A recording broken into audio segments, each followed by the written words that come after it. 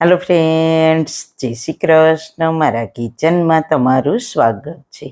આજે હું તમારા માટે ખૂબ જ અગત્યનો વિડીયો લઈને આવી છું અને ખાસ બોટલને સાફ કરવી પણ ખૂબ જ જરૂરી છે.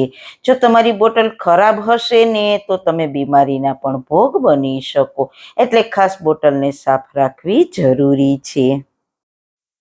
તો ચલો મારી સાથે ઘરમાં ખૂબ જ ઉપયોગી થાય તેવો વિડીયો બનાવવાનું સ્ટાર્ટ કરીએ.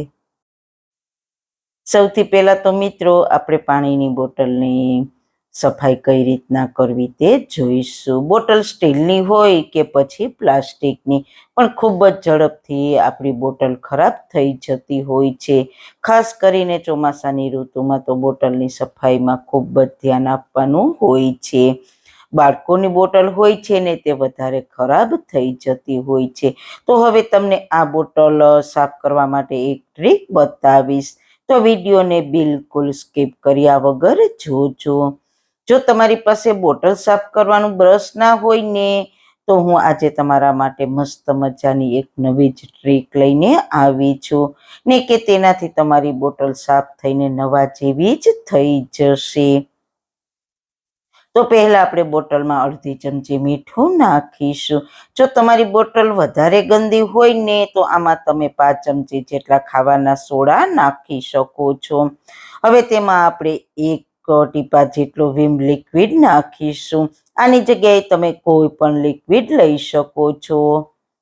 હવે તેમાં 1/4 કપ જેટલું બંને બોટલમાં પાણી નાખીશું. પાણી અત્યારે બહુ વધારે નથી નાખવાનું. હવે આપણી જે ટ્રીક હતી તે છે ચોખા. તો અડધી ચમચી ચોખા નાખીશું બોટલમાં. હવે બોટલનું ઢાંકણ બંધ કરીને તેને આ રીતના હલાવીશું. ચોખા બોટલમાં નાખવાથી બોટલની અંદર મેલ ચીકાશ જામી હશે તે નીકળી જશે. હવે આને આમ જ 5 મિનિટ માટે છોડી દઈશું. 5 મિનિટ પછી તમારે શું કરવાનું છે મિત્રો, કે તેને ફરી હલાવવાની છે, જેથી કરીને સાઈડમાં જે મેલ અને ચીકાશ હોય ને તે બધું જ દૂર થઈ જશે. હવે એક બાઉલમાં 1 ચમચી લિક્વિડ લઈશું અને 3 થી 4 ચમચી પાણી નાખીને મિક્સ કરીશું. પછી આપણે ક્રોચ બ્રાઇટથી બોટલને બહારની સાઈડ ઘસી લઈશું.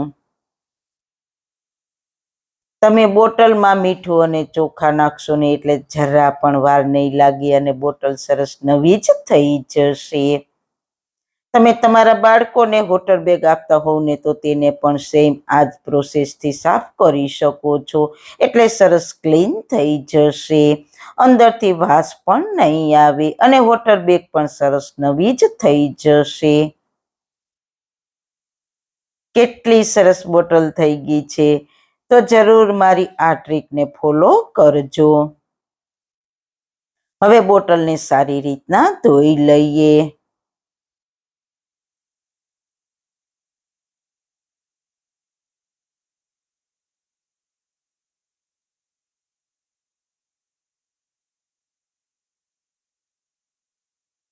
હવે આપણે સ્ટીલની બોટલને પણ સારી રીતના ધોઈ લઈએ. તમે જોઈ શકો છો ને કે બંને બોટલો સારી રીતના સાફ થઈ ગઈ છે. તમને અંદર પણ બતાવી દઉં. થઈ ગઈ છે ને એકદમ ક્લીન, એકદમ નવા જેવી જ થઈ ગઈ છે. અને મિત્રો આને સાફ કરવી પણ ખૂબ જ જરૂરી છે અને તેને સાફ કરવી સહેલી પણ છે. તો મિત્રો તમને આ બોટલ સાફ કરવાની ટ્રીક કેવી લાગી? જો સારી લાગી હોય તો તમારા ફ્રેન્ડ્સ ફેમિલીમાં શેર કરજો ને મારી ચેનલને સબસ્ક્રાઈબ કરજો. ફરી મળીશું એક નવી જ રેસીપી સાથે, નવી વાતો સાથે. ત્યાં સુધી બધાને મારા જય શ્રી કૃષ્ણ. વાળના તમામ પ્રકારના પ્રશ્નો સોલ્વ કરતું 42 જડીબુટ્ટીઓથી બનાવેલું ઔષધિ તેલ, જે અમે લોકો જાતે જ ઘરે તૈયાર કરીએ છીએ, કોઈ પણ કેમિકલ્સના ઉપયોગ વગર, બિલકુલ નેચરલ છે. 42 જડીબુટ્ટીઓ ભેગી કરીને લોખંડની કડાઈમાં ઔષધિ તેલ તૈયાર કરવામાં આવે છે.